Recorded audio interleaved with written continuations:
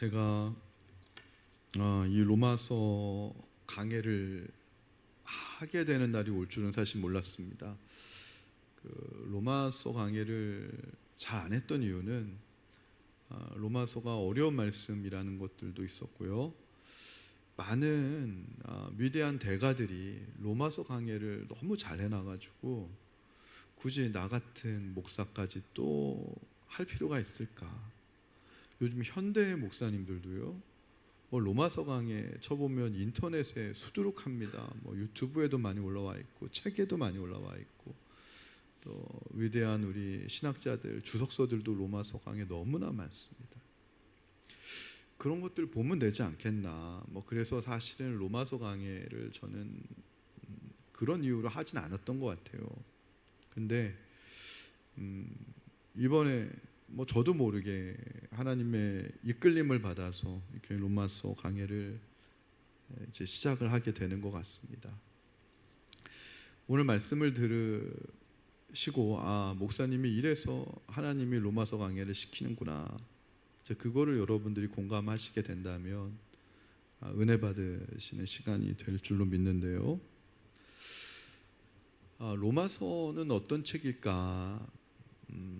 신학교 때까지만 해도 우리가 너무나 잘 알고 있는 이신칭의 교리, 이신, 믿음으로써 칭의 의롭다함을 받는다. 이 이신칭의의 교리를 가장 잘 정리해 놓은 책이 로마서다. 그래서 로마서는 교리를 위한 책, 성도들에게 교리를 잘 설명해 주고 가르쳐 주기 위한 책으로만 배웠어요. 그 당시 신학은 발전이 그 정도밖에 되지 않았기 때문에. 그런데 요즘 신학이 많이 발전하면서 좀 더 심층적으로 로마서를 연구할 수 있는 자료들이 열리고 또 그런 기회들이 열려서 로마서를 요즘 새롭게 공부를 하고 있는데요. 제가 주목해 봤던 것은 아까도 말씀드렸다시피 로마서 너무나 많은 강해들이 있는데 굳이 내가 해야 되나? 그거였는데요. 하나님이 하라는 거예요. 왜 하라는 거냐면 이 로마서를 다시 한번 배경부터, 로마서가 도대체 어떤 책이지? 사도 바울이 왜 기록했지? 왜 써야만 했지? 그것들을 연구하다 보니까 처음에는 그냥 흥미롭게 연구했는데 하다 보니까 이거 우리에게 주시는 책이구나. 한마디로 로마서는 변화의 책입니다. 변화의 책. 그래서 로마서를 만나서 대표적으로 변화된 사람이 성 어거스틴이죠. 성 어거스틴은요, 탕자였어요. 그 중에서도 동네 창녀들을 안 건드린 적이 없다고 할 정도로 모든 창녀들의 연인이었죠. 애인이었죠. 그랬던 어거스틴이 로마서를 만나고 변화됩니다.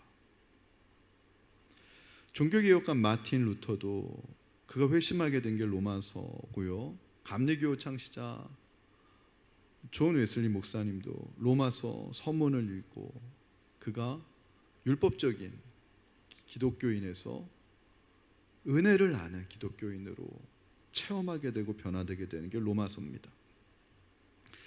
많은 이루 열거할 수 없을 정도의 많은 평신도 분들도 이 로마서를 통해서 신앙이 변화되고 회심의 경험을 겪게 되는데요. 왜 유독 이 로마서를 읽고 변화가 됐다라고 하는, 그렇게 고백을 하는 목사님들이 많고 또 그런 간증을 하는 평신도 분들이 많을까? 그래서 그런 생각이 들어요. 이 로마서를 강의하고 났는데 내가 변화되지 않으면 어떻게 될까 하는 그런 염려 아닌 염려마저도 들더라고요. 이 로마서 강의가 끝났는데 우리 교회가 변화되지 않으면 어떡하지? 그거는 이거 전하는 자의 문제잖아요. 그러니까 사실 이 로마서 강의를 하는 게 저는 좀 많이 부담이 되는데, 그럼에도 불구하고 하나님이 마음 주실 때 순종해야 되겠다. 그래야 목사도 변화되고 우리 성도들도 변화되지 않을까. 자, 로마서를 제가 이렇게 조금 연구를 해보니까요, 오늘은 좀 개론 시간인데요, 로마서를 왜 썼을까? 일단은요, 사도 바울에겐 꿈이 있었어요. 그 꿈이 뭐냐면 예수님을 만나는 거였습니다. 사도 바울은 예수님을 너무나 사랑했잖아요. 그래서 오늘날로 이야기하면 가말리아 문화생이면 하버드 신학대학교 박사학위를 받은 분이에요. 근데 그것도 자기가 볼 때는 배설물 같이 보이더라. 왜요? 예수를 아는 진리에 비하면 하버드 대학교 신학 박사학위가 배설물처럼 보이는 거예요. 그 정도로 예수님을 사랑했어요. 사도 바울이 1차 전도 여행 그리고 3차 전도 여행까지 다 끝나고 나서 고민을 했습니다. 내가 어디를 더 전도해야 되지? 근데 사도 바울에게는 하나의 이제 믿는 바가 있었는데 무엇이냐면 요한계시록에 있는 말씀처럼 복음이 땅 끝까지 전해져야 내가 다시 오리라. 사도 바울은요, 자기 살아생전에 재림하시는 예수님을 만나고 싶었어요. 그 방법이 뭘까? 아니, 죽어서도 만날 수도 있는데 너무 사랑하면 살아생전에 만나고 싶은 거죠.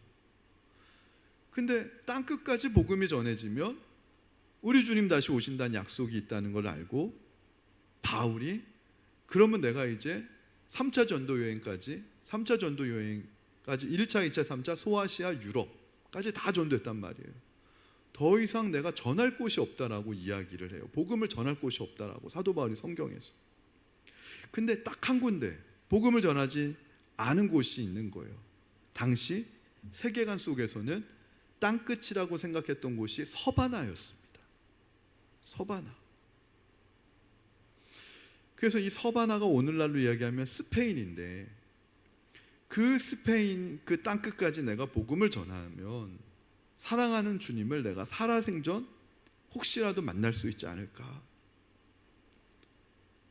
그것이 사도 바울의 평생 수건이었어요. 근데 서바나로 가려고 하는데 여러분 그 당시에요, 사도 바울의 직업이 뭡니까? 텐트 메이커, 천막직인데 그거 가지고 재정도 쉽지 않고 혼자 가는 것도 어렵고 팀이 있어야 되는데 여러 가지 것들이 준비가 되지 않은 상황이었어요. 그래서 그것을 어디서 고민을 했냐? 고린도라고 하는 지역에서 고민했습니다. 고린도는 아테네의 수도가 이쪽에 있으면 아테네에서 조금만 차 타고 몇 시간 오면 이쪽에 고린도가 있습니다. 운하가 있는 유명한 도시죠. 제가 성지순례 가서 고린도를 그래도 가봤기 때문에 지금 장면이 생각이 나요. 그 고린도에서 3개월 동안 사도 바울이 머물면서 3차 전도 여행을 마무리 짓고 다음 행보 서바나 선교를 위한 기도를 하고 있었던 거예요. 왜요? 하고 싶어도 하나님의 여건과 환경을 허락해야 되는데 아직 그 여건과 환경은 너무나 일천한 거예요. 할 수가 없는 거예요. 그런데 그때요, 어떤 일이 벌어졌냐면 로마에서는 교회가 있었습니다. 근데 이 로마의 교회는 좀 달라요. 사도 바울은 고린도 교회도 세우고 여러 교회들을 세웠지만 이 로마 교회는 사도 바울이 세운 교회가 아닙니다.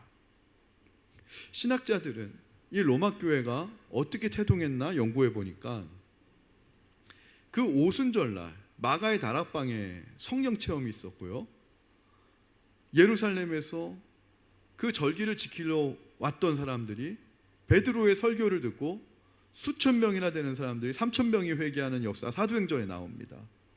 이때 유대인들은요, 디아스포라로 흩어져 있다가도 6월절 절기가 되면, 가장 큰 절기가 되면 예루살렘으로 순례를 오는 그런 관례가 있었는데 로마에 살고 있었던 디아스포라 유대인들도 이때 왔다가 복음을 듣고 회심을 한 기독교인이 생긴 거예요. 그래서 이 로마의 디아스포라 유대인이 기독교로 회심하고요. 사도행전 1장 2장에서 이들이 다시 자신의 삶의 터전인 로마로 돌아가서 뜻이 맞는 몇몇 사람들로 가정교회에서부터 시작이 된 게 로마 교회의 시작으로 보고 있습니다. 그리고 시간이 지나가면서 이방인들 가운데 속에서도 복음을 전해 듣고 회심하는 사람들이 생기는 거예요. 이방 기독교인이 더해지면서 로마 교회는 자생적으로 생긴 특이한 교회였습니다. 그들은요, 자부심이 있었어요. 다른 곳은 사도나 목회자들이 세운 교시였는데 교회가, 자기네들은 로마가 어떤 곳입니까? 요한계시록에서 바벨론이라고 별명을 붙인 도시가 로마예요. 바벨론은 하나님을 대적하는 도시라는 것이죠. 하나님을 대적하는 나라의 심장부, 제국의 수도가 로마인데 그곳에서 자생적으로 성도들이, 평신도들이 교회를 꾸려나간다라고 하는 것은 이들에게 놀라운 자부심이 있었어요. 사도 바울이 볼 때도 너무나도 놀라운 일이었고 하나님의 역사하심도 놀랍지만 그 수고를 다한 성도들도 너무나 대단한 거예요. 그런데 어떤 일이 있었냐면은 칼리큘라 황제가 독재자였기 때문에 신하의 암살로 죽고요. 이 칼리큘라 황제를 암살한 신하들이 황족 중에서 성경에서는 글라우디오라고 하고 세계사적으로는 클라디우스 황제라고 하는데 이 사람이 태어날 때부터 장애인이었습니다. 장애인이니까 만만하게 보고 황제로 옹립을 합니다. 황제 암살 시해범들이. 근데 이 글라디우스 황제가요, 장애를 갖고 태어나고 침도 흘리고 유약해 보이지만 생각이 비상한 천재였어요.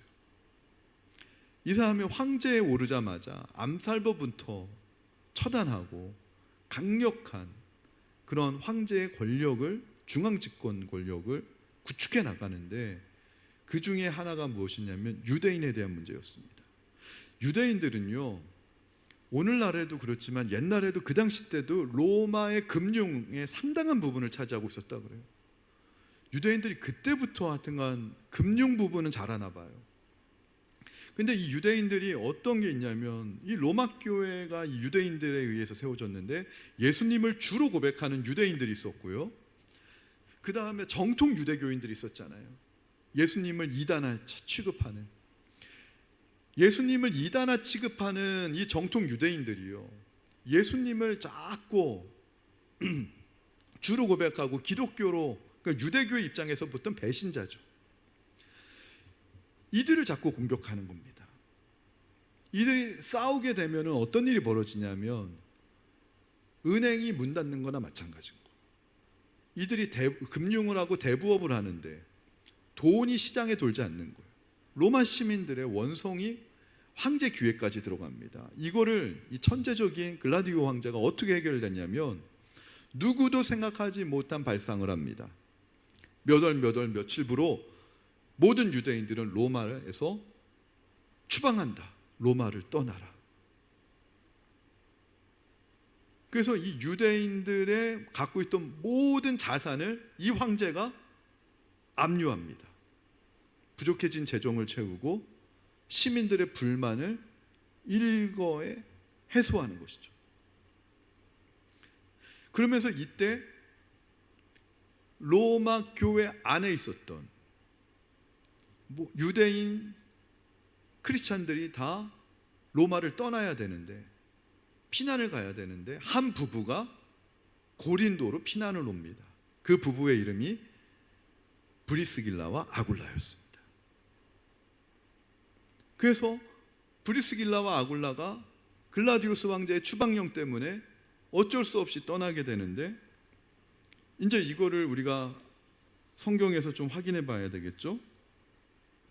사도행전 18장 1절 2절 방송실 준비되면 한번 띄워주십시오. 우리 다 한번 성경으로 확인하겠습니다. 시작.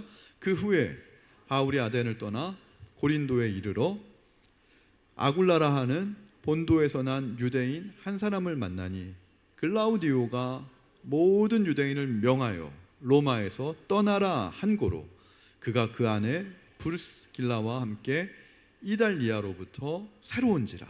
바울이 그들에게 가매. 3절까지는 없나요? 네, 여기까지. 자,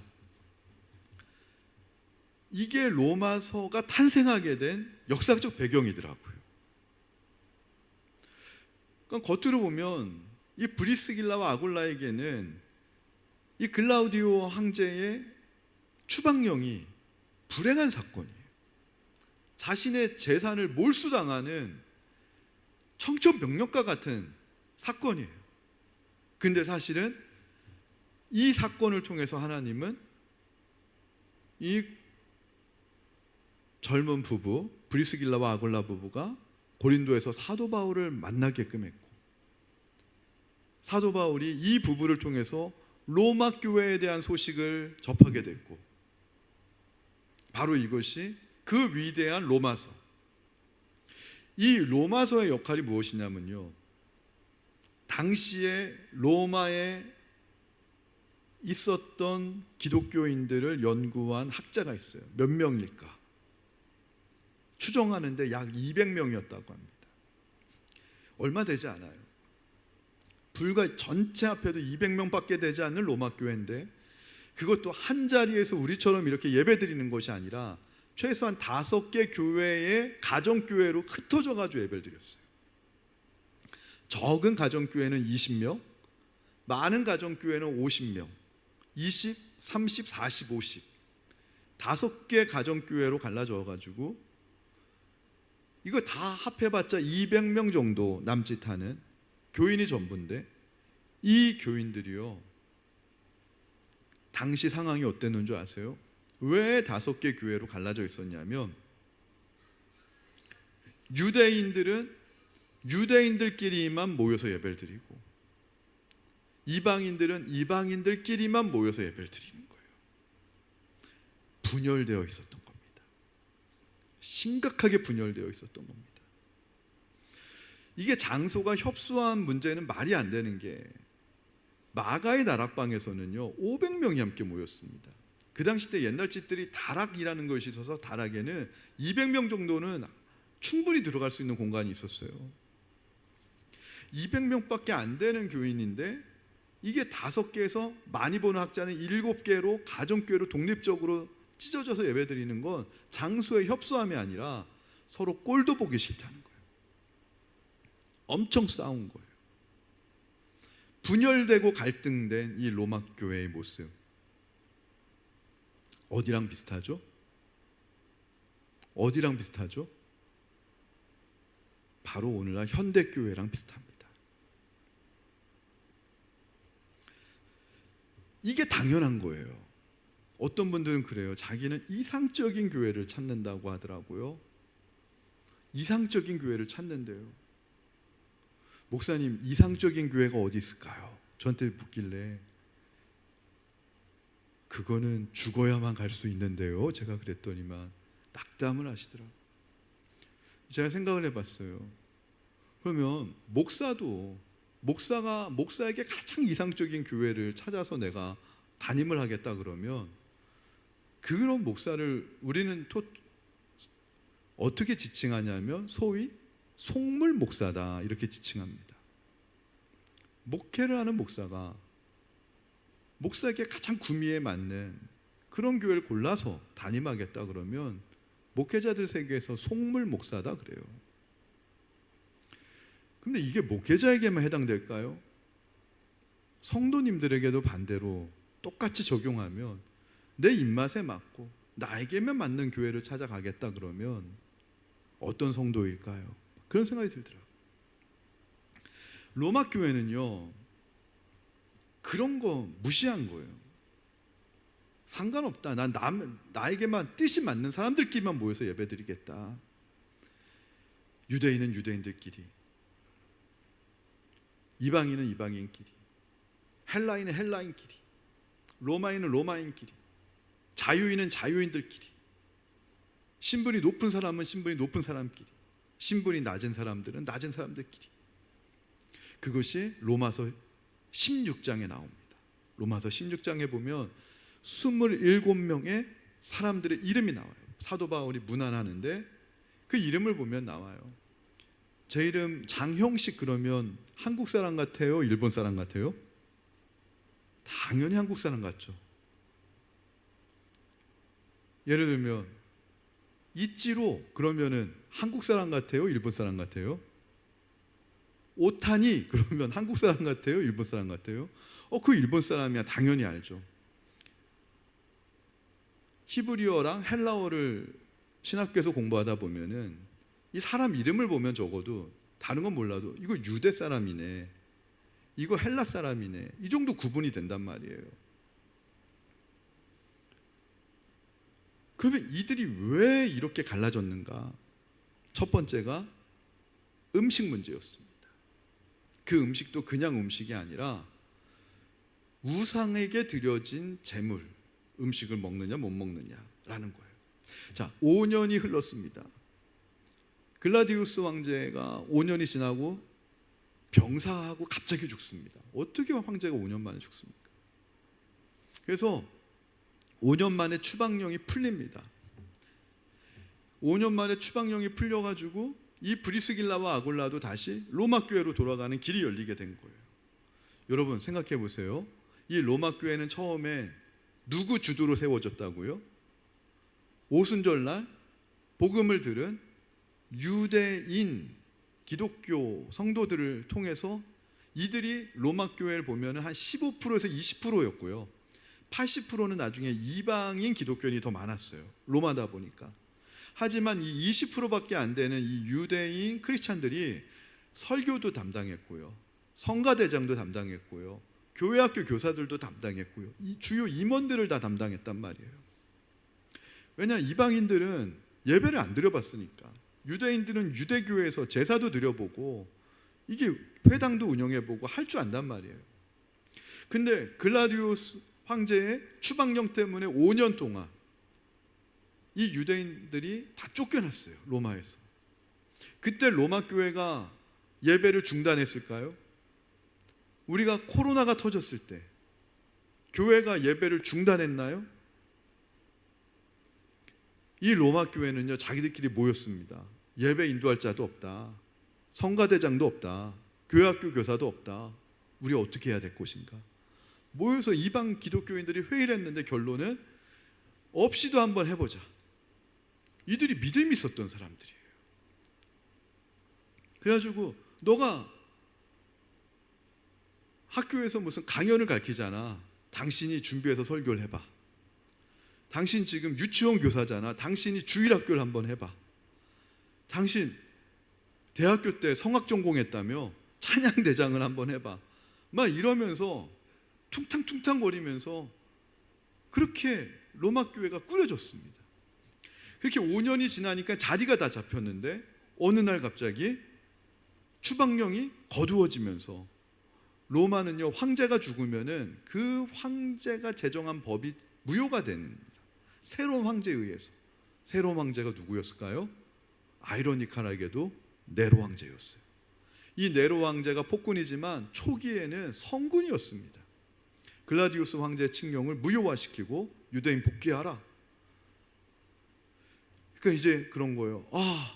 우리 장로님이 오신대요. 우리 성가 대장님이 오신대요. 막 로마 교회 소식이 막 들려옵니다. 여러분, 한국에서 5년 떠났던 성도님이 다시 오신대요. 그럼 반갑겠어요? 안 반갑겠어요?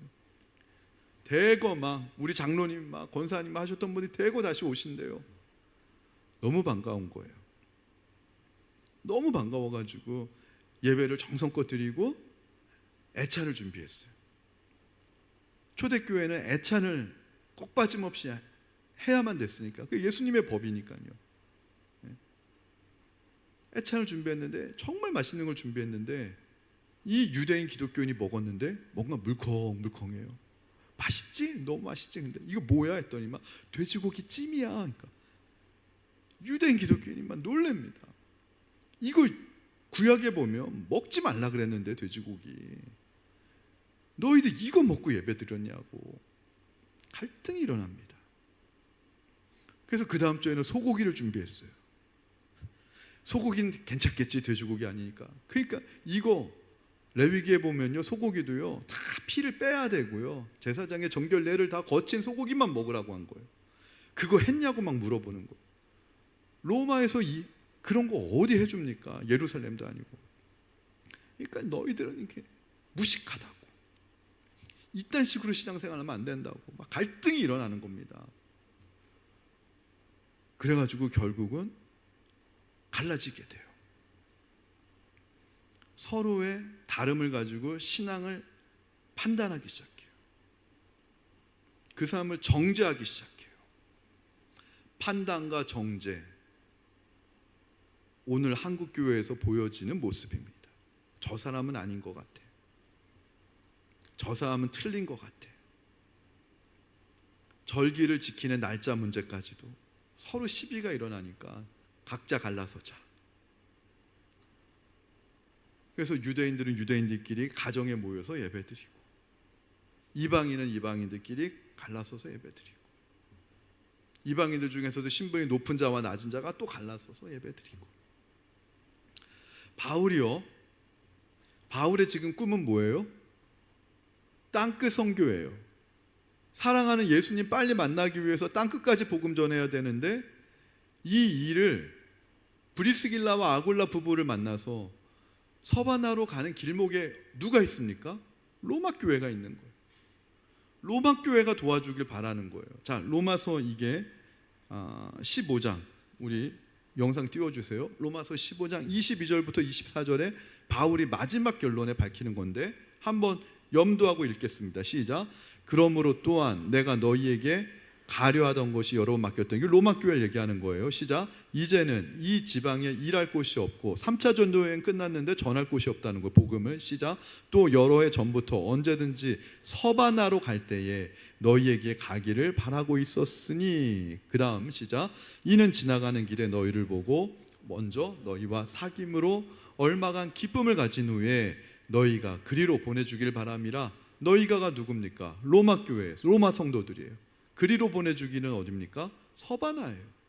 이 말은 로마 교회가 사도 바울과 사도 바울의 선교팀을, 사도 바울 혼자가 아니에요, 그 선교팀을 보내달라는 거예요. 오늘날 얘기하면 비행기 티켓 끊어주고, 거기 숙소 마련해주고, 생활비도 할 수 있도록 선교 후원비도 대주고, 돈이, 그거 기간이 기약할 수 없어요. 담임 목사님 사례비 같은 선교비를 선교팀 전부 다 해가지고 복음이 전해질 때까지 1년이 되든 2년이 되든 3년이 되든 이거 다 누가 해주길 바라는 거예요? 로마 교회가 파송해달라는 거예요. 그런데요, 문제는요, 브리스길라와 아굴라를 통해서 로마 교회 어때? 은혜롭고 충만해. 그러니까 브리스길라와 아굴라가 사도 바울에게 어떻게 편지를 썼겠어요? 고린도에 있는 사도님 말도 마세요. 여기 다시 돌아왔더니만 서로 싸우고 우리 지금 난리 났습니다. 교회가 5군데 이상으로 막 쪼개졌고 서로 말도 안 하고 인사도 안 받고 우리 지금 그렇게 지금 분열되어 있다고. 그 소식을 들은 사도 바울의 심정이 어땠을까요?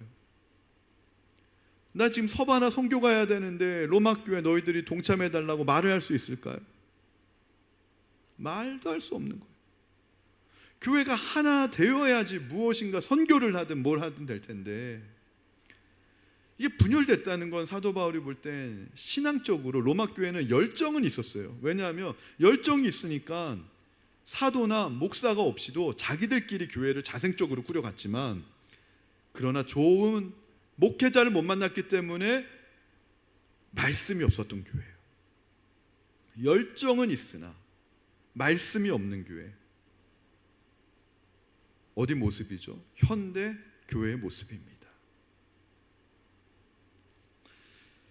근데 사도 바울이요, 직접 로마 교회로 가서 가르쳐주면 좋은데 그럴 수가 없는 상황인 거예요. 어떤 일이 있었냐면 예루살렘에 흉년이 생겼습니다. 예루살렘 교회가 어려워진 거예요. 근데 사도 바울이 복음을 전한 이방 교회는 부흥돼요. 여기서 헌금이 거쳐가지고 장작교회잖아요, 예루살렘이. 예루살렘 교회는 사실 사도 바울을 무시하고 핍박했던 교회입니다. 사도 바울의 사도권도 인정하지 않은 교회였지만 사도 바울은 그래도 예루살렘 교회가 영적 장작 교회다. 어려울 때 우리가 도와야 된다.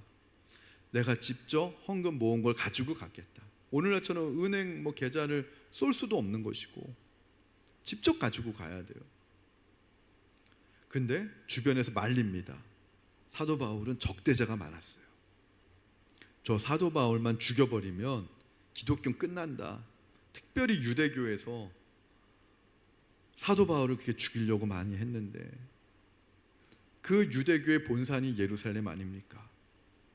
사도 바울이 기도하는 가운데 그런 마음이 들었습니다. 하나님, 이번에 예루살렘에 안 가고 싶지만 제가 안 가면 이 사랑을 증명할 길이 없습니다.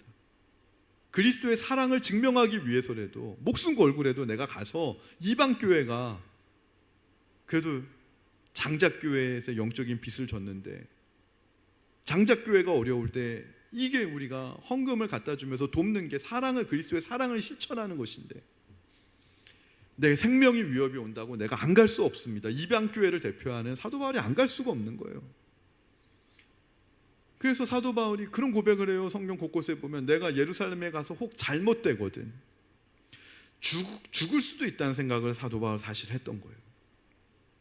근데 지금 로마 교회에 어떻게 해야 돼요? 사도 바울 가야 되는데 못 가니까 베베 집사를 통해서 내가 편지를 대신 써줄게. 이거를 대신 로마 교회 성도들한테 전해줬으면 좋겠어.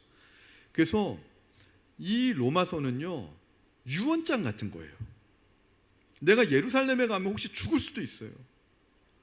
그러면 사도 바울이 예루살렘 가서 혹여나 만약에 잘못해서 죽으면 죽진 않습니다. 역사적으로는. 만약에 죽게 된다면 사도 바울의 꿈인 예수님의 지상명령 땅끝까지 복음 전하는 일을 해줄 사람이 누군가? 로마 교회인 거예요. 근데 로마 교회는 지금 어린 나이 같고 분열되고 서로 지금 갈등 가운데 있지만 이들이 복음 안에서 변화될 수 있고 회복될 수 있고 성숙하게 예수 그리스도 안에서 하나 되고 연합해서 땅끝 선교하는 교회가 될 것이다. 하나님 나라가 될 수 있다 라고 하는 그 믿음을 가지고요 유서를 쓰는 심정으로 이 편지가 마지막일 수도 있다. 그런 마음으로 쓴 게 로마서라는 거예요. 그래서 이 로마서는요 로마 성도들이 어떻게든지 간에 시간이 많지 않아요. 사도 바울에겐 이게 마지막 편지일 수도 있다는 생각을 가지고 이 편지 안에다가 사도 바울의 모든 복음의 정수를 엑기스로 그것도 가장 체계적으로 가장 정교하게 단계별로도요 제가 깜짝 놀랐습니다. 이 로마서를 보면은요 안 변할 수가 없겠다는 생각이 들어요. 목숨 걸고 쓴 거예요. 이 로마서 읽고 로마 교회 안 변하면 우리 기독교 끝납니다. 나는 죽을 수도 있는데 로마 성도들이 변하고 200명밖에 안 되지만 이 로마 성도들이 변하고 이들이 하나님 선교를 위해 변화되면은 어떻게 됐어요? 300년 후에요 로마 제국 전체가요 기독교를 받아들입니다. 할렐루야. 200명밖에 안 된 로마 교회가 사도 바울의 로마서를 통해 변화됐는데요 불과 AD 56년에 이 편지가 전해졌는데 AD 313년에 콘스탄티누스 대제에 의해서 기독교 공인이 됩니다. 300년도 안 되는 시간 만에 200명이 변화된 이 로마 교회가 로마를 집어 삼켜버립니다. 그 변화가 바로 이 로마서를 통해 하나님이 역사하셨다라는 것이죠. 그래서 브루스라고 하는 이 신학자는요 당신이 로마서를 만약에 읽을 준비를 한다면 로마서를 읽고 난 다음에 당신이 어떤 모습으로 변화될 것인지에 대한 각오가 있어야 된다. 로마서를 제대로 읽으면 안 변할 사람이 없다라는 거예요.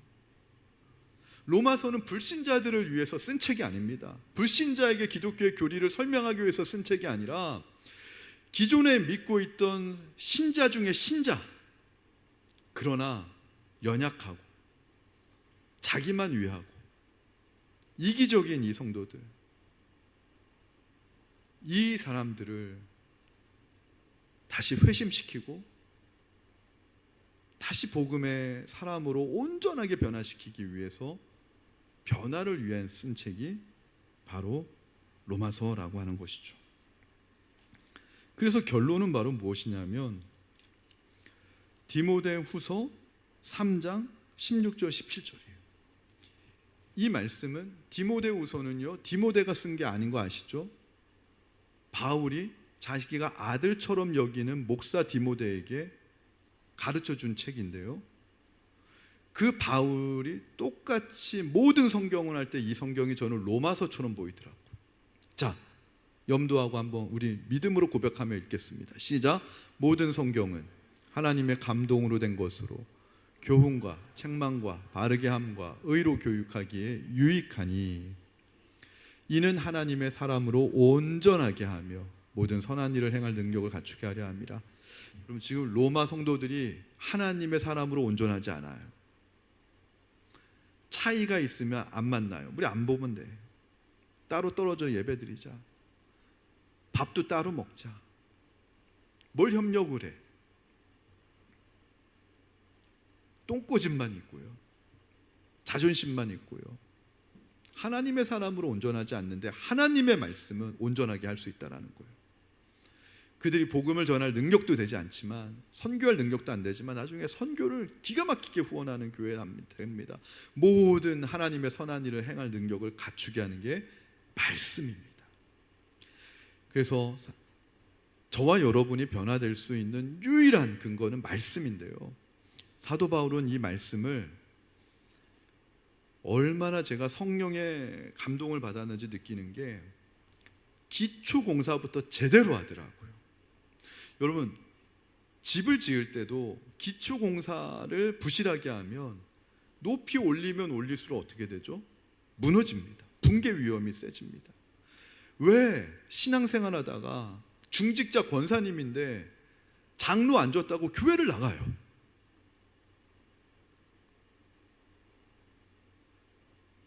권사님인데 시험 들었다고 자기가 교회를 떠나요.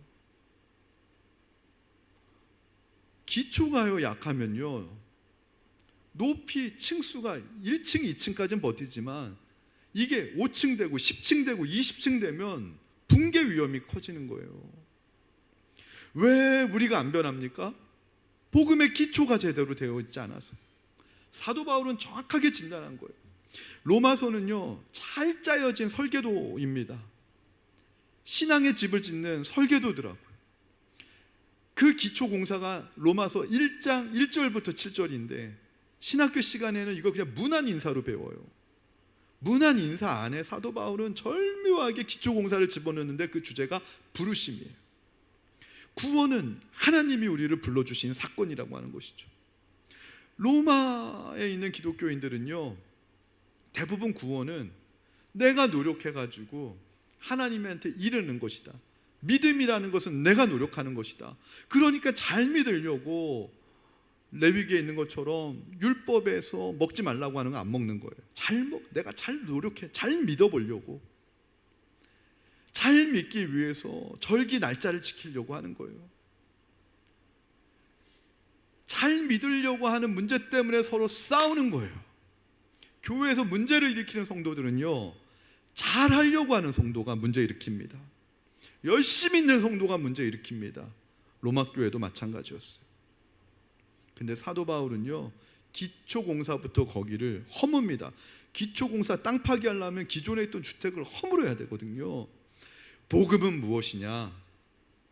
하나님이 아무 조건 없이, 아무런 정말로 자격 따지지 않고 공짜로 우리를 초대해 주시는 게 구원이다. 그게 하나님이 사도 바울을 사도로 불러줬고 너희들도 성도로 불러줬다라는 거예요. 그게 기초공사라는 거예요. 이게 완벽하게 통과되면요, 자기를 주장할 수 없어요. 여기에 대한 자세한 기초공사에 대한 이야기를 듣고 싶죠? 시간 관계상 다음 주에 하겠습니다. 이제 정말 한 주 한 주 그래서 제가 제자 훈련을요, 이게 로마서에 나타난 순서대로 하면 되겠구나. 기초공사하고 다지고 1층 올리고 2층 올려야 되는데 제자 훈련은 막 3층부터 먼저 들어가고 8층부터 들어가고, 제가 그랬다라는 것을 이걸 준비하면서 깨닫게 된 거예요. 사도 바울이 얼마나 이 편지 로마서 서신 하나로 로마 교인들 변화시키지 못하면 희망이 없습니다. 나에게 시간이 없습니다. 지혜를 주십시오. 정말 지혜를 주신 거예요. 하나님, 성령이. 로마서에 나타난 이 주제가요, 1장 1절부터 7절도 기초 중에 기초고요. 여러분, 기초 잘 다지셔야지 무너지지 않습니다. 그 기초를 통과하고 나면 그 다음 단계 스텝을 넣고요, 파이프를 받고요, 인간은 죄인이다, 그 다음에 죄 해결의 문제를 넣고요, 연합함의 문제를 넣고요, 너무나 정교하게. 제가 그러면서 기대가 생겼어요.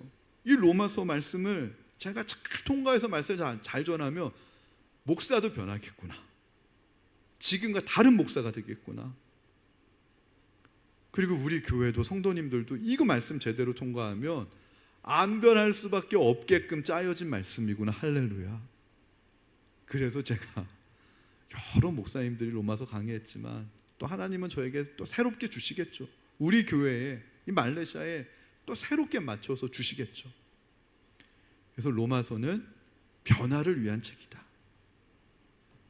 성도들을 변화시키기 위해서 교리를 잘 이렇게 가르쳐 놓은 거지, 교리 가르쳐 주기 위해서 쓴 책은 아니다.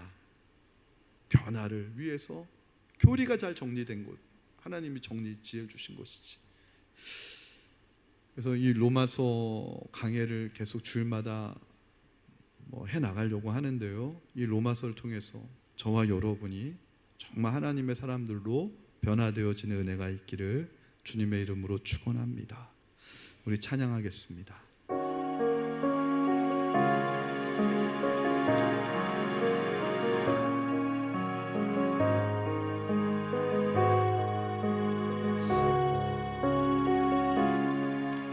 내가 가장 후회하지 않는 일, 예수를 따르는 일. 내 금을 버리고 내 사랑들 위로하고 나를 부르신 주님과 동행하는 일, 나의 평생의 소원아, 예수를 닮아가는 일, 예수를 닮아가는 일. 굳은 마음 제하시고 사랑을 가르치시 나의 예수님을 사랑하는 이, 날 부르심에 감사, 날 부르심에 감사, 날 놓지 않으신 감사, 하늘 보좌 버리고 날 사랑하심에 감사, 나의 모든 삶을, 남은 모든 인생을 예수님과 함께 걷겠습니다. 내가 가장 후회하지 않는 일 고백합니다. 내가 가장 후회하지 않는 예수를 따르는 일, 예수를 따르는 일, 내 금을 버리고 내 사랑들 위로하고 나를 부르신 주님과 동행하는 일, 아멘. 나의 평생에 소원하는 일, 예수를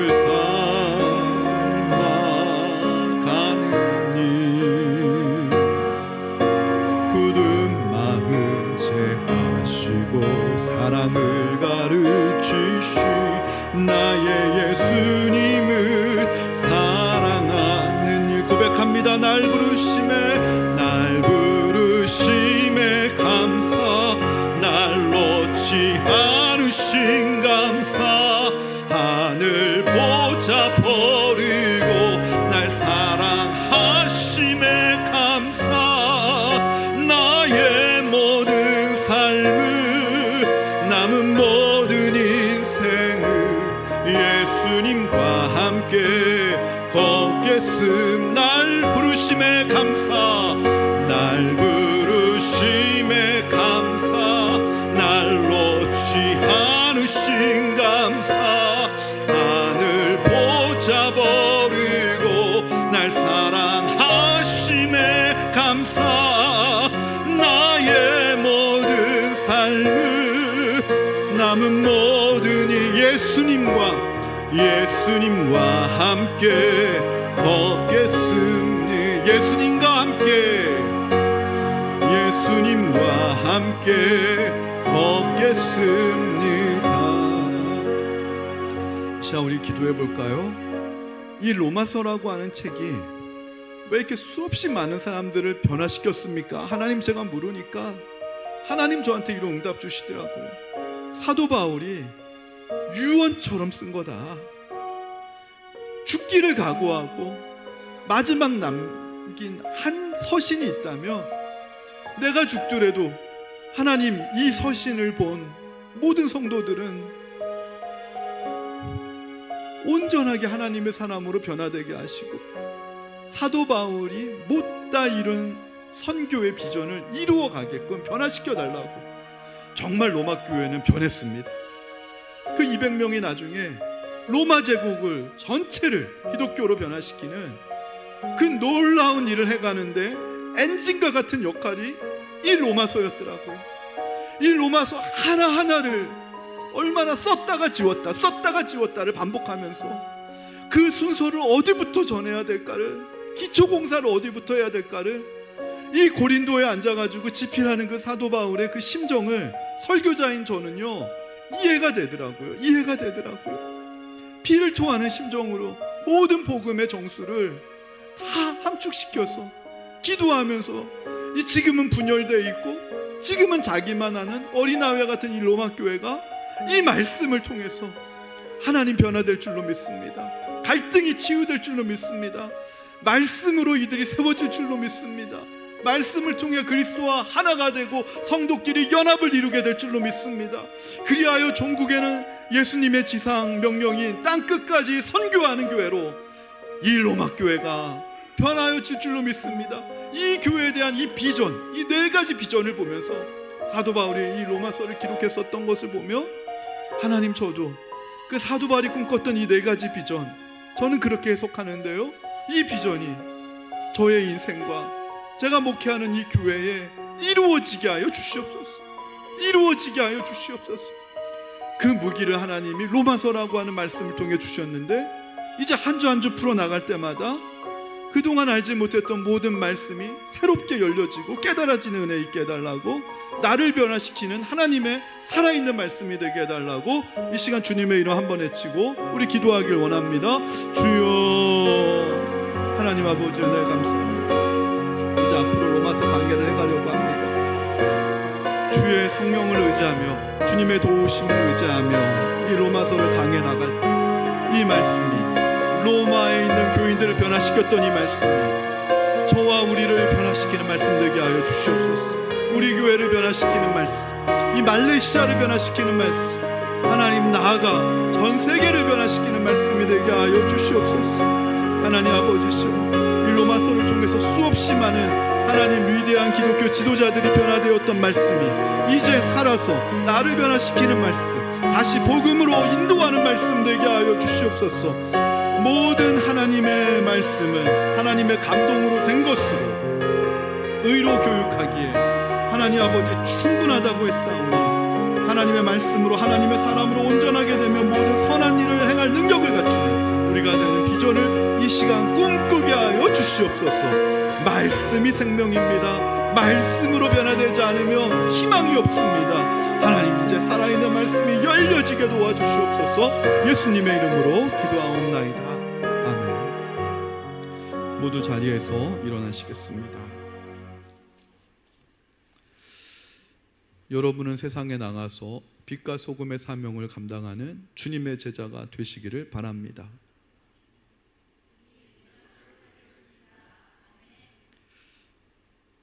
이제는 우리 주 예수 그리스도의 은혜와 하늘아버지의 지극하신 사랑하심과 성령의 감화 감동하심이 사도 바울이 목숨을 걸며 썼던 로마를 변화시켰던 이 말씀이 아무 조건 없이 우리에게 선물처럼 주어지게 하시는 그 은혜에 감사하며 하나님의 말씀이 나를 변화시키기에 충분한 말씀임을 고백하고 나가는 모든 성도들 위해 이제로부터 영원토록 함께 하시길 간절히 축원하옵나이다.